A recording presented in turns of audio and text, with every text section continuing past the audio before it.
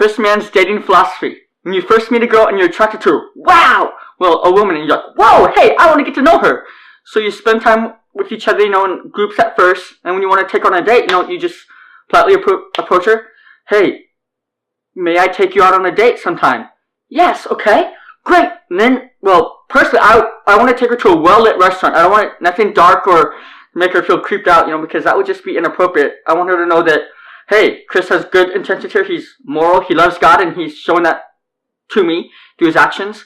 So take her to a well-lit restaurant, and, make her laugh. I like making women laugh with pickup lines. They usually laugh at me like, hey, baby, I lost my number. Can I have yours? Or if I could rearrange the alphabet, I put you and I together. And, just make her laugh with nice, wholesome humor, nothing dirty. Get to know her. Find out what her hopes and dreams are. Make sure they line up with your hopes and dreams. And if they don't, then you realize, hey, we probably shouldn't be together in this way. Just friends. Because you don't want to force anything. God will show you if it's His will, you'll have the same hopes and goals and dreams and desires.